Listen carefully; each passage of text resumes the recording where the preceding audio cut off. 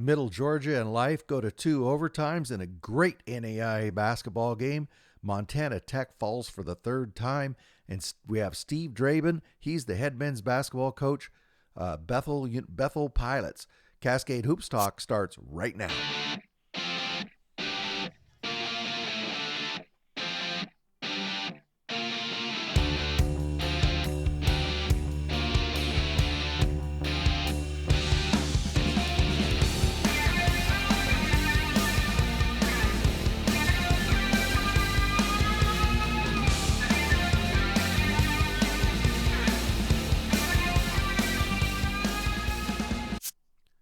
Hey, how's everybody doing? Happy Friday morning. By the time you hear this, I'm going to be on my way to Idaho. Freeway's been open and closed all night. Who knows how I'm going to get there, whatever route we have to take. But I'll guarantee you one thing. I'm going to be in Idaho tomorrow, and I'm going to LC State, and you'll hear me from there. Hey, let's take a look at Thursday's basketball games. Let's start in the Mid-South, where Freed Hardeman defeated Cumberland tonight. Peyton the Law, 16 points, 8 rebounds. Phil Horton, 15 points, 9 rebounds. So Freed Hardeman, they go to 21-4, and they're going to play Lindsey Wilson on Saturday. University of Cumberland's also in action, and they defeated Lindsey Wilson tonight, 94-78. Anthony Johnson, 26 points, 3 rebounds. Matthew Cromer, 22 points, 5 rebounds. So the Patriots, they go to 18-7, and they will host Cumberland on Saturday. Taking a look at the scores, which I've given you everything, but Campbellsville beat Bethel. That was a bit of a surprise. That was the only other score in the league. Let's look at the standings real quick. So Georgetown and Cumberland's are tied. Freed Hardeman's just a game behind. It's pretty tight. Every game in this conference is big on Saturday, but so Cumberland's, Freed Hardeman, Georgetown all in action. Jumping down to the Red River, well, LSU Alexandria, they win again. They defeated Our Lady of the Lake 100-73. They've been kind of stretching out their win totals or their win margin. They're playing really, really good basketball right now. As I say, they win 100-73. Cashy Nat, 14 points, 8 rebounds. E.J. McQuillan, 23 points, 2 rebounds. They go to 24-1, and they're going to host Texas A&M San Antonio on Saturday. Taking a look at the rest of the league, no surprises here. Xavier won, Shreveport won. Louisiana Christian score never came through. So here's the standings. Obviously, LSU Alexandria has won the conference. Big battle for second place, as you can see. Also, Jarvis Christian is trying to hang on to that final playoff spot. And Texas A&M, Texarkana, LSU, Shreveport are in a battle for that fourth position to have home court in the first round. So on Saturday, here are the games. Our Lady of the Lake at Shreveport, important game, and then Xavier's in action at Southwest. That's another game that could make a difference in the standings. The Hart Conference tonight, Baker, they beat, hang on just a second. So Baker defeated Mid-American Nazarene tonight. Real defensive struggle, low-scoring game. Definitely Baker won this game with defense. They had trouble scoring in the first half. I don't think they hit a 3 till sometime in the second half. I could be wrong on that, but they didn't hit very many. Noah Rigatuso, 15.7 rebounds. Quentin Harvey, 19 points, 3 rebounds. Baker goes to 22-3, and they're going to be at Graceland on Saturday. The rest of the Hart, you can see the scores there. Central Baptist beat Park. That was a big win for Central Baptist. I'll show you here in the standings. So Central Baptist is hanging on to that 8th spot. You see it gave just a little bit of breathing room over Benedictine. You can see Baker's in pretty good shape there.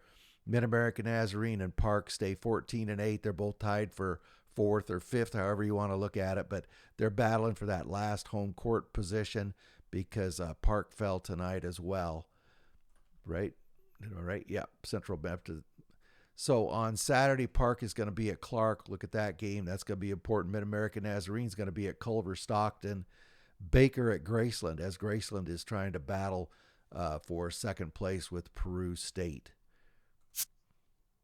Hey, we have Steve Drabyn. He's a great guy, great friend of the show. I really like Steve. I got to know him. I've done a couple tournaments with him and got to know him over time at Bethel University. And he sat down with us a little bit for a few minutes on Thursday morning.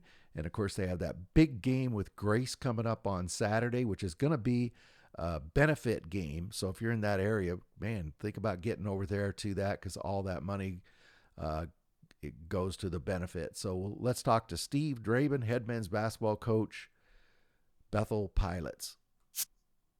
Cascade Hoops Talk, Billy D. I got Steve Drabyn on the phone, head men's basketball coach, Bethel Pilots. Welcome, Steve. Thanks for being on. Hey, thanks for having me on, Billy D. Well, the Pilots have been red hot. You've won, I might mess this up, I think you've won 10 out of 12 or 9 out of 11. You're playing really good basketball. You're locked in a really tight crossroads race. Just talk about where the team is right now and how you feel about the team. Yeah, I think we're in a pretty good place. We're slowly getting back healthy. Al Petulis has been out for, I think 4 or 5 games now. Had a separated shoulder. And he's got a chance to play this Saturday against Grace, big game. But he's got to see the doctor first. We'll see on that. But I think we've been playing pretty well. Really the last 3 games defensively, St. Francis, Mount Vernon, and Marion. We've done a lot better job. Our numbers against Huntington and Indiana Wesleyan were atrocious defensively. And so just kind of went back to the drawing board and fundamentals and defensive habits and our identity. And we performed really well on that end. And then really last game against Marion, we finally put it together kind of on both ends. Shot the ball well from 3, 11 for 23. We got to the line, although we didn't shoot it well from the line. And I liked our overall just identity on the offensive end. We had 17 offensive rebounds, which is a strength of ours. So kind of put it together more for a 40-minute consistent game than we have in a while. I think you give credit to our league. Our league has such good coaches and scouting and players, and it's hard to win the second time around if you've won the first time, and teams adjust. And but overall, I like where we're at. We've had a lot of teams throw different stuff at us, and I think we're figuring out just how to play some of those defenses. And hey, we're February and we're still getting better. That's a good thing. Yeah, that's one thing that kind of jumped out at me at your team is you've done a really good job defensively. You're on the arc. You're holding teams to 31%. That's where you can really get hurt. And you're shooting 35, which you're not really breaking any records there. But if you can shoot better than the other guy, so that's a huge focus. You're scoring 87 points, but or something like 80. Is it 82 points a game? But as I said, you don't shoot over 50%, or do you just get more possessions? It's interesting looking at our kind of stats last year at this time. They're not much better if they are at all. Kind of across the board defensively and offensively, but I just think we're more balanced. Yes. We've got some good depth, and, we can win different ways. We've got 3 5-men that we can throw out there and we can pound it inside. We've got shooters on the outside. I love your Luke, fill it up McBride. Dude can shoot, comment. Man. He shot it well last night. And Austin Kripe has been shooting it better. And I think we had 6 different guys make threes yesterday. And, we can play fast. We can play more of a slow, grounded out game. And so I just think we can, it's fun as a coach. I got a lot at my disposal. Yeah. A lot of different ways we can play and can win, which it's hard to guard and hard to play against. And I think that's been a huge key. Well, that's something I wanted to talk to you about, is because, I pull your stats every night you play. I pull your stats, and I'm always amazed that you have different guys leading one night it might be Trent, and then it'd be Jameer Jefferson, who, by the way, I want to talk to you about him too. Luke McBride. It's never, sometimes it's the big guys. Preston Phillips had a really good game the other day. But you've got a lot of guys who you don't count on one guy. That's what I'm trying to say, Coach. Yeah, for sure. It's been interesting because, I was talking to Coach Ronay at Mount Vernon, before we played him Saturday, and he made a comment. He just wasn't sure how we would be after, losing Drew Lutz and Nathan Ertz. And I just thought to myself, I understand for sure, but, losing 2 good players like that, we had 10 guys back, 6 out of our top 8, still felt pretty good about our team, and those guys have gotten better. But it's just, Drew Lutz last year, defenses would just sell out to him, and they were engaged, they were on it, they were locked in. And when he would come off the floor, it's like the defense would like relax and take a breath. Yes. And this year with our team, like there's not any one guy that you can focus on. And, if you take away Al Petulis, you got Trent Edwards. Take away Trent Edwards, you got, James Anderson down low or Preston Phillips. And so it's been nice. And maybe the best part of this group and maybe our competitive advantages are just our humility. Guys don't care about who gets the credit. They understand, the most important stat, which is going 1-0 that day. And whatever it takes for that game to get the W, that's what they're about. So I think that's been a huge, huge key for us.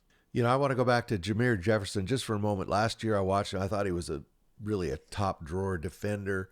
That was kind of his calling card, coach. And this year he's really turned into an offensive player. He can score the ball. He can get to the basket. Talk about his transition, being a more complete player this season. Yeah, he's definitely taken steps in that area. He finishes better at the rim. He doesn't manipulate the ball as much, and he's gotten better with shot fakes, with footwork down there. He hadn't shot it well from three, and teams are kind of packing the paint with him and his defender, and he's learned how to play off of that with ball screening himself and rolling, and DHOs, dribble handoffs with other guys.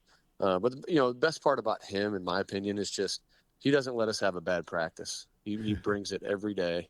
You probably count on one hand how many not great practices we've had this year, and I credit it to him. Like, he brings it every day. He competes. He talks. He's a leader. And so that's another thing. As a coach, man, today is going to be our 107th practice of the year, and we've had a few bad ones, and so that helps teams get better and the improvement of it. And I give him a ton of credit for that. And yeah, offensively, anything he can give us on that end is icing, because he's such a good defender. And you mentioned Luke McBride just for a moment. He's a sophomore, right? And a lot of pressure on him with Drew Lutz leaving. You guys had such a big 3-point threat with him. And he's his percentage is not eye-popping, but he hits shots at the right time. He comes alive in big games, doesn't he? Man, it was interesting. I'm trying to think of what game it was at home. We weren't playing particularly great. I think it was Spring Harbor at home. I think he was maybe 1 for 8, 0 for 6 from 3 or something like that. And late in the game, 4 minutes to go, it's a 1-possession game, and he knocks down 2 threes. And I just love the shooter's mentality. Like, it didn't matter if he was 0 for 10 or 10 for 10. Like, he was going to shoot it with the same amount of confidence.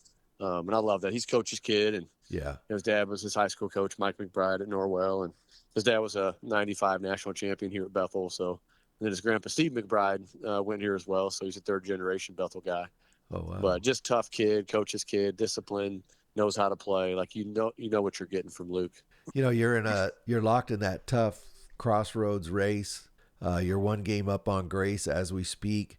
This will come out on Friday morning. So tomorrow, Grace is coming up to town. It's a huge game. What do the Pirates need to do on Saturday?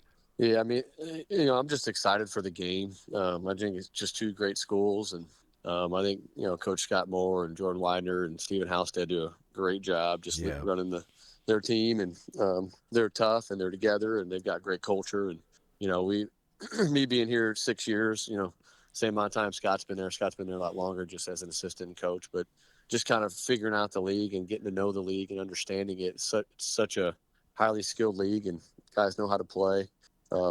It's going to be a fun battle. I'm just excited that we have the opportunity to play in it. I think for us, just not doing anything, out of who we are, just our identity, who we are on defense, who we are on offense. We've got to do what we do better than they do what they do, and they're such a good transition team. They hurt us the first time with that. They out-rebound their opponents. I think it's 8 or 9, maybe more than that now. So we've got to be able to hold our own on the glass. Ian Scott and Bryson Graber, they run the show. Everything goes through those 2 guys. And if we can, we're not going to stop them, but if we can just make things a little bit harder for them than typical, and just not let their role guys hurt. I mean, they in my time here, they have such good depth, the Bryson Grabers and the Hunter Walstons, and, Carter Stolfus goes 3 for 5 from 3 against us here last year. Just killed us. If we can slow down those guys and not let them beat us, it's going to take a lot. It's going to take a big effort. We're going to have to be good defensively and be physical. They're such a physical team, and just not get too high, not get too low, have good adversity response, and be who we are. It's a big game. It's an important game up there in Mishawaka, but it's more than that. It's going to be a big fun weekend as well. The game, both the coaches have agreed to make that game a benefit game. The money goes to charity. You're doing an adoption, and you're going to have a raffle, some games, some court play for kids. Talk about what's going to happen on Saturday. It's going to be a really special event. You need to fill that place up, Coach. It's going to be awesome. I'm really excited about it. My wife and I decided. She was gung-ho about it last couple of years. I have not been until this summer. We talked before. I read a book, Chase the Lion by Mark Batterson, do something that you can't do on your own without divine intervention, and just trying to be a steward and obedient to, God's call. And so my wife and I decided to go through with adoption. We've got 4 biological kids already, going to adopt a son from Burundi, Africa, 3 to 5 year old. And so it takes a lot of money to do that.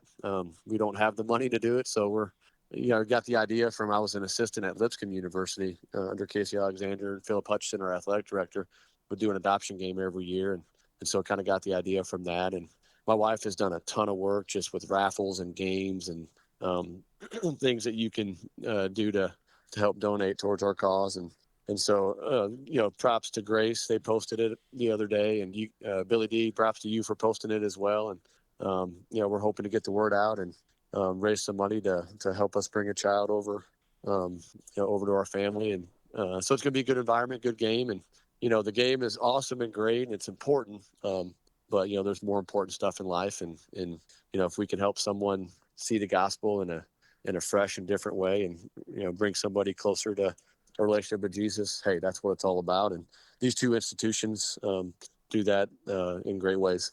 Isn't that what you look across the crossroads, obviously it's some of the best basketball in the country, but you look at the coaching fraternity and the different institutions and how close they are and shared faith and just things like what you're talking about Saturday. That's what really makes the crossroads so close, isn't it? Or it makes it special.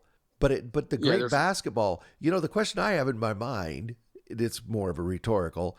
Does the great basketball come from the great people, or do the great people come with the great basketball? I think the people, you got to have the people first, and then the great basketball follows.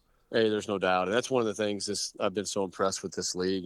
Coach Scott Moore, become a good friend of mine, and, we compete hard and we want to beat each other and all that stuff. But, we're Christian competitors, and that we want to raise the level of each other in our teams and how we play. And that's what it's all about. God doesn't care about the result at all. He doesn't care who wins or loses. He just cares about how we go about it. I think our programs do that well. Identity is not in wins, losses, championships, but it's in just our relationship with him and how we present ourselves and do it all for his glory. So excited to be a part of it in this school. And man, it's going to be a fun game and fun environment. And we'll see what happens. You play Saturday, and then I think you got 2 more left. Are you having fun this season? It's been a blast. I mean, these last couple of years, I love our guys. I mentioned on my post yesterday, I just love this team. It's fun going to practice. They're enjoyable to coach, man. They work hard and bring it every day. And, man, we have a ton of fun. It's been a blast. Well, Coach, I wish you a lot of luck on Saturday. And, as you wrap up that crossroads, don't know how it's going to turn out, but I know it's going to be great for the fans. Get up there to Mishawaka, get over to Bethel and watch that game on Saturday. You're definitely going to get your money's worth, and your money's going to a good cause. Coach, I really appreciate you taking a few minutes to be on with us. Hey, I appreciate it, Billy. Thanks for promoting this, and especially on here and on the. And everybody's been at the end of your podcast, and for good reason, have been telling you what a good job you've done with NAIA. I'm not going to do that today. I'm going to tell you what a good job you're doing with pronunciations. You got so much better with that. You got Al Petulus's name right. Keep up the good work with pronunciations. You know what, Steve? That's what I use. Honestly, I work hard. Jovan Slovanchin, that guy Carroll, great basketball player. That was the toughest name. And I always tell myself, if I could get Jovan Slovanchin, and I could get anybody. That's funny. Awesome. Okay, that's Steve Drabyn. He's the head men's basketball coach, Bethel Pilots. Thank you, Steve. Thanks, Billy. Have a good day. Hey, thanks a lot to Steve Drabyn and to Bethel University. And if you're up once more, if you're in that area at all, get over there to Bethel up there in Mishawaka. That's going to be a great basketball game. Grace versus Bethel. This probably decide the Crossroads Championship, and it's for a great, great cause. So think about going over there. Hey, let's keep going. Montana Tech, I mentioned in the intro, they lost their third straight. They fell to Rocky Mountain tonight at Rocky Mountain, 75-69. The score of this game at halftime was 25-21. 25-21. For Rocky Mountain, Royce Robinson, 22 points, 10 rebounds. Colton Spencer, 16 points, 3 rebounds, 4 assists. So Montana Tech goes to 20-5, and it don't get no easier because they have to go to Carroll on Saturday, and a trip into Helena is a tough trip. Let's look at the rest of the Frontier. It's a small conference. Carroll beat Providence tonight. Big win for Carroll. They won on the road. Big win for Carroll. So if we look at the standings now, Montana Tech and Providence are dead tied 8-4. It looked like those two were going to run away from the conference, but now look at this. They're tied for first. 3 teams are tied for second. I mean, it really doesn't get any closer than that, does it? So I'm not even going to circle any games here. This is Saturday. Providence at Montana Western, they got to win. Rocky Mountains at Montana Northern, they got to win. And Montana Tech has its hands full at Carroll. Boy, check out those Frontier games on Saturday. In the Southern States tonight, I mentioned this big game. We knew it was going to be a tight game. They're battling for position there. Life and Middle Georgia State went to a double overtime. One of those games where this thing was a 1 and 2 point game the whole way, and Life ended up winning at 98-97. I say congratulations to both teams. What great NAIA basketball. Loyola, they beat, I don't care what the records are. When Loyola and Mobile play, it's always a battle, and Loyola struggled this year, but they got Mobile tonight, 87-81. So let's go down to the next slide. Look at the standings. This is they do it East and West, 5 from each, five from the East and 5 from the West make it.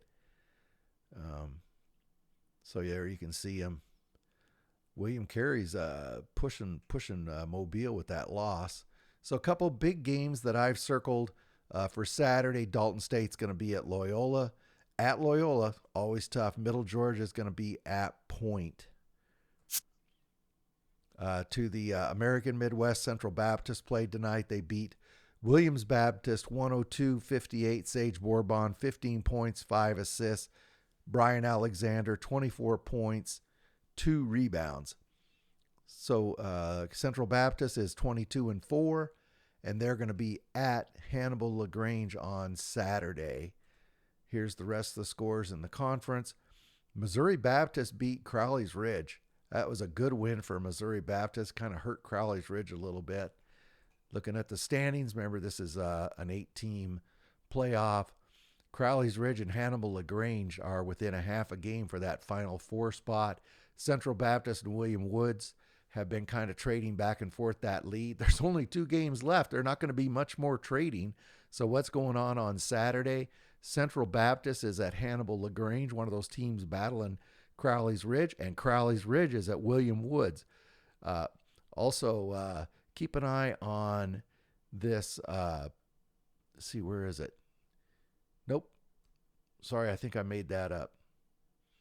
Oh yeah, Missouri Baptist also is at that 8-7, so they could almost sneak up there.